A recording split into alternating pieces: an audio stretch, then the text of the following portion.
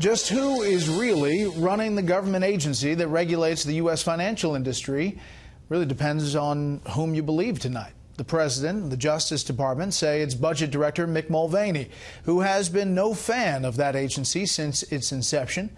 Democrats say Deputy Director Leandra English, appointed by the outgoing director, is now the acting chief until a successor is confirmed by the U.S. Senate. Correspondent Kristen Fisher is at the White House tonight to sort all this out for us. Good evening, Kristen. Hey, Brett. Well, these two dueling directors have been battling for control all day long, using tweets, emails, lawsuits, even donuts as weapons. It's a power struggle that would make an episode of The Apprentice seem tame.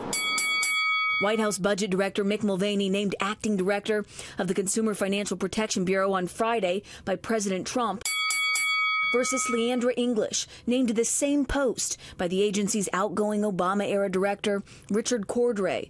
Come Monday morning, no one knew who was really in charge of the nation's top consumer financial watchdog agency. Mulvaney's team fired off the first shot with this picture of him before 8 a.m., sitting in the director's office, already hard at work as acting director at CFPB. He later said, "My name's on the door now." But just minutes later, English sent an email to staff saying she was in charge. It was signed acting director. That prompted Mulvaney to send out his own email, instructing staffers to please disregard any instructions you receive from Miss English in her presumed capacity as acting director, adding, please stop by the fourth floor to say hello and grab a donut. An empty donut box, an olive branch to the staffers of an agency Mulvaney once voted to get rid of when he was in Congress and called a joke less than a year ago.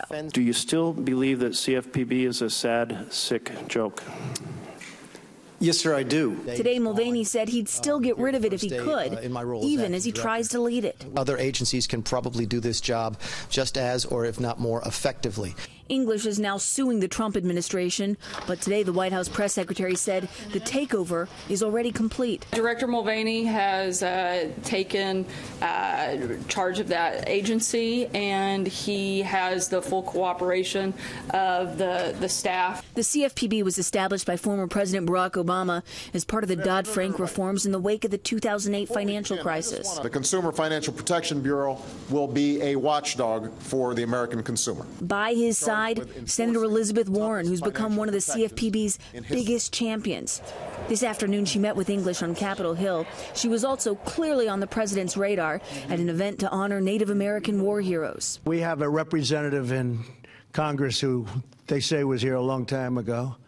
They call her Pocahontas. Warren called it offensive. It is deeply unfortunate that the President of the United States cannot even make it through a ceremony honoring these heroes without having to throw out a racial slur. To which the White House press secretary said, I think what most people find offensive is Senator Warren lying about her heritage to advance her career. All of this happening on a day when tax reform should be front and center.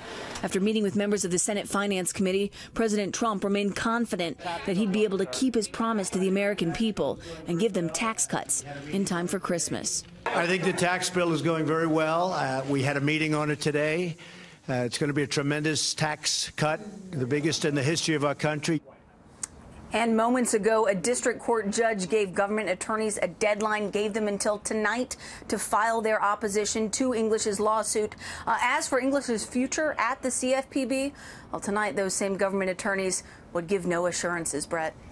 That's a lot for the Monday after Thanksgiving. Kristen Fisher, live on the North Lawn. Kristen, thank you.